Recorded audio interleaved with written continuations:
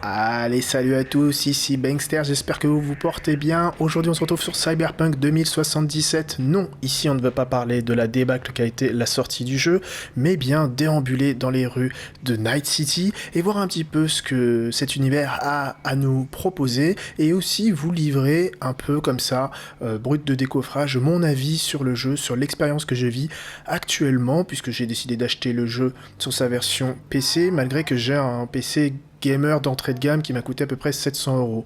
Donc moi je tourne à 30 FPS, mais disons que ce n'a pas nui à l'heure actuelle sur mon expérience de jeu et je trouve que graphiquement le jeu se tient largement avec cette configuration. Je m'y connais pas du tout en config PC, je ne vous le cache pas, donc j'ai été un petit peu à l'aveugle quand j'ai acheté le jeu, malgré tout ce que j'ai pu en entendre, et je dois vous dire que finalement, en termes de graphisme, je dois dire que je ne suis absolument pas déçu. Je ne sais pas ce que vous en pensez, mais ce Cyberpunk 2077, eh ben, moi, à l'heure actuelle, il a su me plonger dans son univers.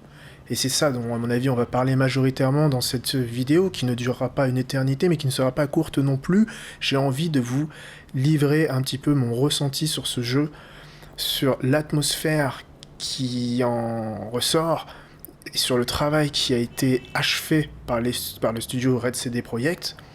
Et ok, alors super, on ne peut pas déambuler dans les rues comme on le veut, on se fait renverser par les gens qui n'en ont absolument rien à faire de qui vous êtes, de ce que vous faites là. On vous renverse, c'est Night City, la ville de tous les vices, la ville de tous les dangers. On ne peut compter sur personne, personne ne viendra vous aider, surtout pas cet homme qui se balade en mini-short et en costard. Donc, du coup, je voulais vous dire, quel univers, mais quel univers ce Cyberpunk 2077. Il est incroyable de voir à quel point il y a eu une exigence réalisée sur ce jeu, sur les détails. Sur les détails, rien n'a été laissé de côté et l'intégralité, jusqu'à présent, jusqu'à preuve du contraire, de ce que j'ai pu visiter dans cette ville, était cohérent. Voilà, c'est vraiment ça le mot d'ordre aujourd'hui dans ce que Cyberpunk a à me dévoiler, c'est une cohérence dans son univers et une cohérence dans la façon dont cet univers s'exprime. Déjà au-delà même de la vie qui s'échappe de Night City, rien que dans son architecture. L'architecture de Night City est ultra cohérente. On est vraiment dans ce que le grand public, même quand on n'y connaît rien, s'attend à voir quand on parle de cyberpunk. Voilà. Oh ben, merci, ça me va droit au cœur. Donc, je disais, l'architecture, rien que le travail qui a été fait sur l'architecture en jette. Regardez-moi ça. Voilà. On est dans la plus pure tradition de ce qu'est le cyberpunk, et même quand on n'y connaît rien en cyberpunk, comme moi, parce que c'est devenu un petit peu le nouveau truc tendance, c'est cyberpunk, j'adore ça. Non, moi personnellement, j'y connais rien, mais le peu que je connais, eh ben, ça laisse transparaître que ce que CD Projekt a fourni ici est cohérent. Est cohérent dans cette ambiance sombre, le côté où toutes les corporations ont pris le pas sur les nations et dominent au travers de la publicité, au travers de buildings qui prédominent la cité, au travers d'une hypersexualisation de... Alors ça, je ne sais pas si c'est forcément présent dans les sociétés dépeintes par le cyberpunk, mais l'hypersexualisation de la société, mais aussi, et bien évidemment, le transhumanisme qu'on va pouvoir voir sur les bons nombres de PNG qu'on va voir. Les PNJ, qu'on va rencontrer dans les rues de Night City vont souvent arborer tout un tas de... je vais pas dire de gadgets, mais de parties qui ont été rajoutées, de parties cybernétiques qui ont été rajoutées.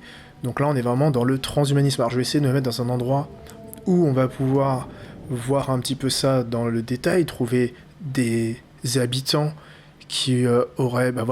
qui sont devenus des surhumains, comme cet homme, qui ici s'est vu remplacer ses deux mains par des implants. Merci.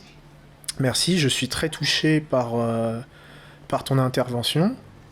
Donc on a vu cet homme avec ses mains, là on peut voir clairement, là on a une femme qui met son faciès Alors ouais, ça rame un peu quand j'ai mis...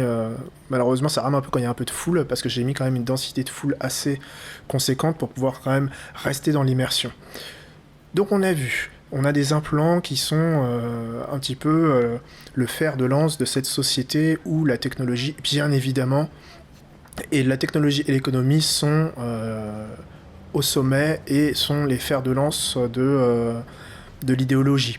Donc d'ailleurs, votre personnage lui-même, qu'on incarne ici, V, c'est pas un spoil de vous dire son nom, lui-même est typiquement un produit de cette société qui passe son temps en gros à transcender son humanité en s'ajoutant des implants. Par exemple, si je vous montre les options, donc ici on a accès à tout le pan relatif au RPG du jeu, donc là, c'est un jeu, c'est un RPG, donc si vous attendiez à un GTA-like, c'est pas le cas. Ici, votre personnage, il va évoluer en fonction des actions que vous allez lui faire entreprendre, en fonction des équipements que vous allez lui donner, il va gagner en statistiques, il va gagner en compétences, et notamment, vous allez pouvoir lui équiper un certain nombre de matériaux, notamment du matériel cybernétique. Et donc là, on parle clairement des implants que je suis en train de vous expliquer.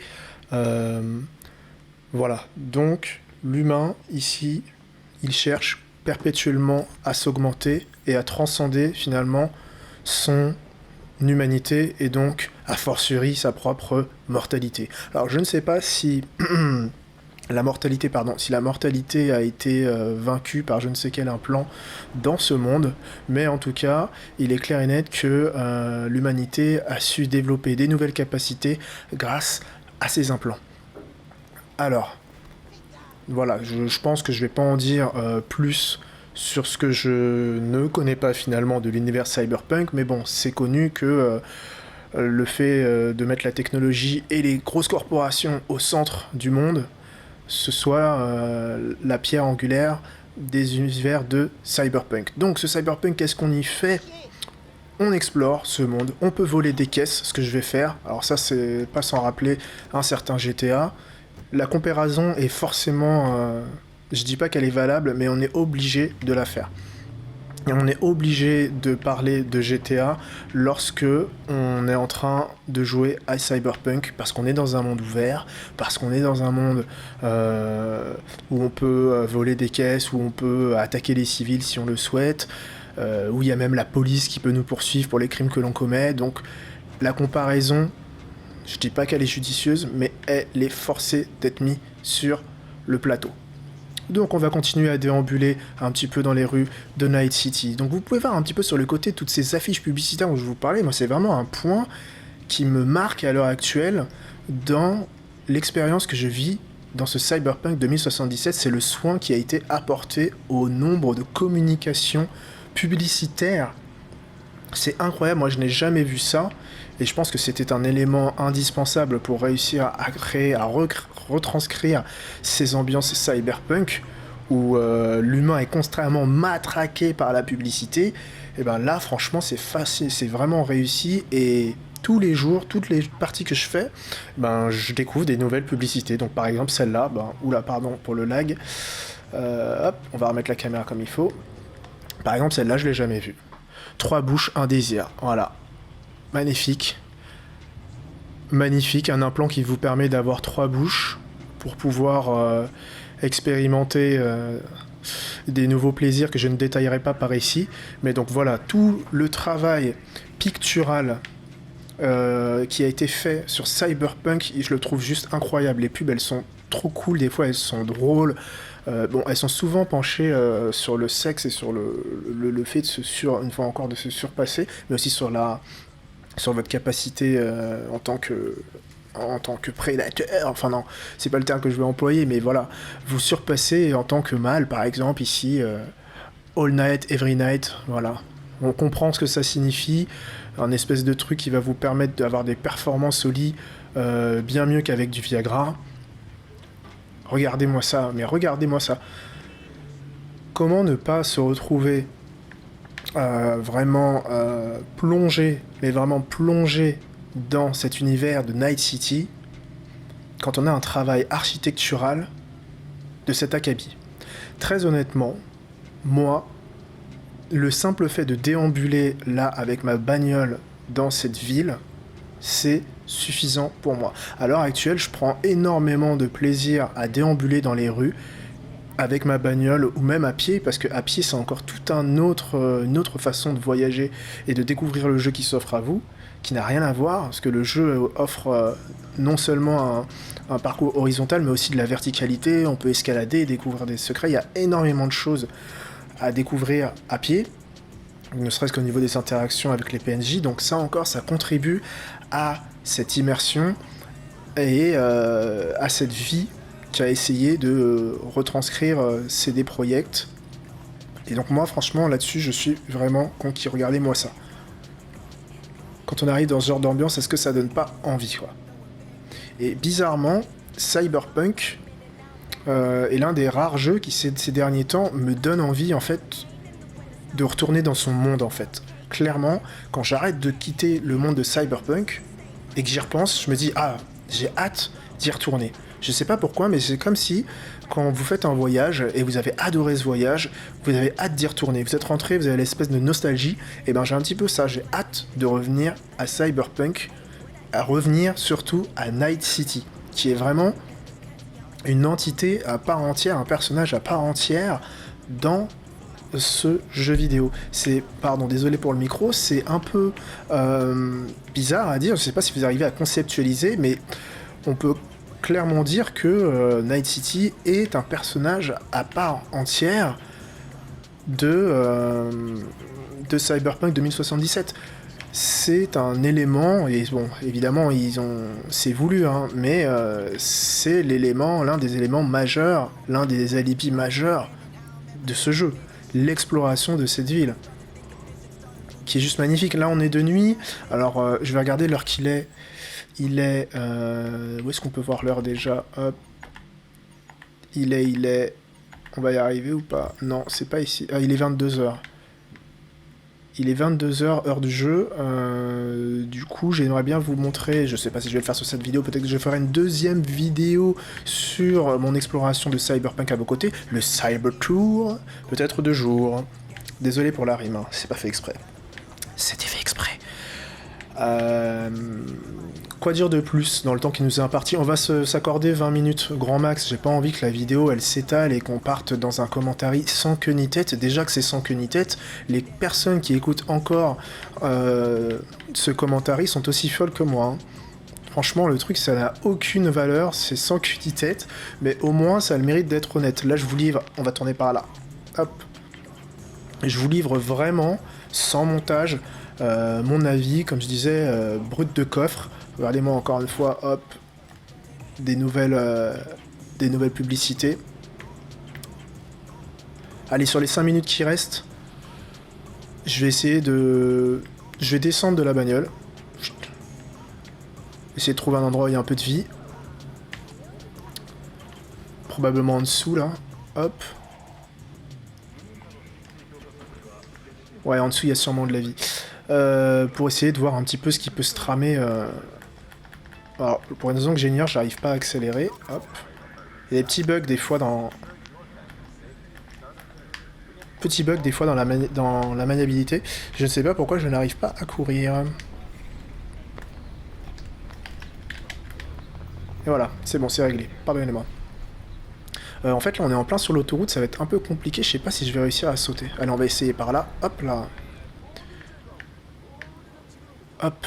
Là, quand je vous disais qu'on pouvait explorer la verticalité de ce jeu, je ne mentais pas, hein. C'est parfois d'ailleurs assez poussé et assez plaisant de voir que dans certaines missions, alors qu'on pense qu'on est complètement bloqué, la solution en réalité se trouve dans un petit passage secret qu'on va réussir à dénicher en escaladant un endroit qui, au premier abord, au demeurant, ne semblait pas du tout être la seule issue possible.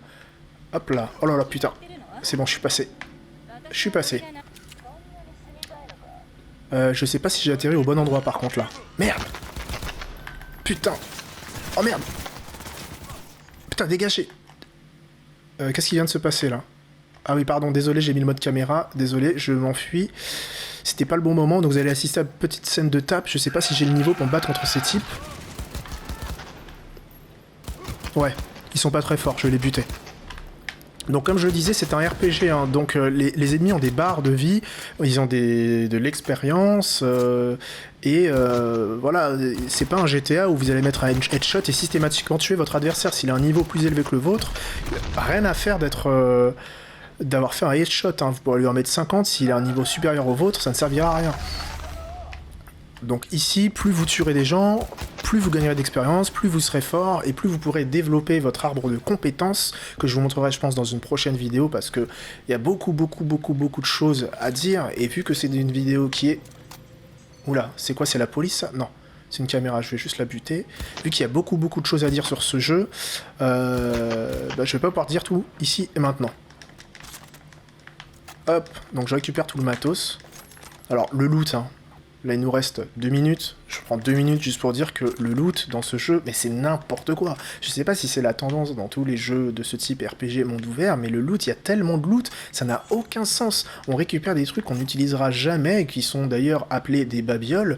Ça démontre un peu l'intérêt même que les développeurs ont porté à ces objets. Et des fois, on ramasse des trucs, on ne sait même pas ce qu'on ramasse, quoi. Ça dégueulasse, ça dégouline, pardon, ça vomit du loot. Et trop de loot, moi je trouve que ça tue le loot et ça nuit finalement à l'intérêt d'en trouver. Et je trouve ça vachement dommage, quoi. C'est un lieu qui est pas très fréquenté, ça m'embête un peu. Allez, je vais quand même essayer de vous ramener à un endroit qui est fréquenté, que vous puissiez voir un peu la densité de monde. Hop, on va essayer de trouver sur la carte. Ouais, ici ça me paraît... ça me paraît bien si on va par là. Ouais, ben, on va suivre mon objectif de mission. Et je pense que là-bas, on aura du monde. Allez, on va dépasser sur le temps que je m'étais imparti. Hein. C'est pas grave, on est là pour se faire plaisir. Si vous avez envie de savoir ce qu'il en est, ce que j'en pense, ce que j'ai encore à vous dire, bah restez. Sinon, hein, ce que je vous dise, allez voir d'autres vidéos. Il y en a plein d'autres, des vidéos sur Cyberpunk.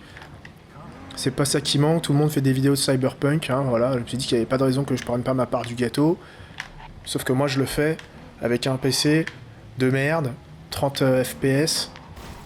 Je vous mettrai ma configuration en insert pour que vous puissiez voir si éventuellement vous pourrez faire tourner le jeu, parce que beaucoup de gens font des vidéos nous présentant oh ouais le jeu avec le ray tracing, les dernières cartes graphiques et tout, mais tout le monde n'a pas un PC de bête, mais ça intéresse les gens de savoir s'ils peuvent faire tourner Cyberpunk avec un PC qui soit pas une bête. Et là, la preuve, bah moi, avec mon PC à 500 boules, sachant qu'il y a aussi la tour qui est comprise, donc c'est un peu moins de 500 boules, de 700 boules, pardon, bah, j'ai réussi à avoir un truc voilà, qui tourne, quoi. C'est pas déconnant, j'ai pas de grosses chutes de framerate, les graphismes sont pas dégueulasses, ça se passe, hein. Moi, mon expérience de jeu, elle est pas du tout altérée par la config de mon ordinateur. Alors, est-ce qu'ici, il y a un peu plus de monde?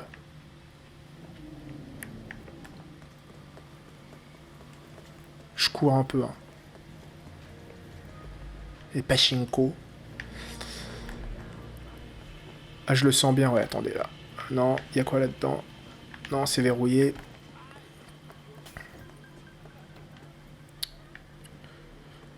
Ouais, j'ai l'impression d'ailleurs qu'on a fait un tour, là. Hein. On est revenu là où j'étais au tout début, en fait. Donc là, il y a un peu de monde, il se passe un peu des trucs. Regardez, mais franchement, mais partout où vous irez, hein, et ça je vous le dis, partout où vous irez, il y aura des choses à voir. Il y aura une identité graphique. Il y aura une identité de quartier. Il y aura une identité chez les PNJ que vous allez trouver. Partout. Ils ont fait un travail de dingo. De dingo. On voit du loot. Voilà. Quel est l'intérêt de prendre ça, j'ai du mal, hein. Voilà, on a l'impression que je dresse un tableau vraiment merveilleux de ce jeu, mais il n'est pas exempt de défauts, hein. Il y en a des défauts, je vous le dis direct, hein. Ah, notamment, moi, c'est loot à outrance, je trouve ça, mais tellement inutile, quoi. Surtout qu'on n'en fait rien, quoi. Les babioles, on n'en fait rien, on les revend. C'est comme les éclats, voilà, les éclats, ça vous permet de lire un petit peu des choses sur l'univers, sur le lore de Cyberpunk. Au début, c'est super cool, on est dedans parce que le jeu, il est prenant, il est ultra immersif. Au début, on y va, mais à la fin, on en a tellement qu'on en a juste marre, en fait, de lire des bouts de papier. C'est écrit en minuscule en plus, c'est écrit tout petit. Franchement, ça pète les couilles, quoi. Pardon. Je voulais pas être vulgaire, pardonnez-moi. Mais en fait, quand je parle des défauts du jeu, je m'emporte. C'est comme, voilà, vous savez quoi, sur le temps qui nous reste, je vais parler un peu des défauts. Il y a un truc, mais qui me rend complètement dingue dans ce jeu, c'est que quand vous vous baladez, notamment en caisse, vous recevez des coups de fil, mais en permanence sur votre téléphone portable. Mais c'est pire que si c'était votre groupe WhatsApp, celui que vous essayez toujours de quitter en vain, qui vous envoie tout un tas de notifications là, en permanence, là, et puis vous avez 40 messages de retard, et du coup vous laissez complètement tomber la réponse et la lecture de tous ces messages. C'est insupportable, vous êtes spammé en permanence d'appels ou de textos. Regardez, je vais vous montrer, là, on va aller dans mon journal, on va voir mes messages. Voilà, ça c'est tous les messages que j'ai en retard, là il y en a 5, et ça il y a les messages mais il y a les appels aussi, hein. Donc ça c'est juste n'importe quoi.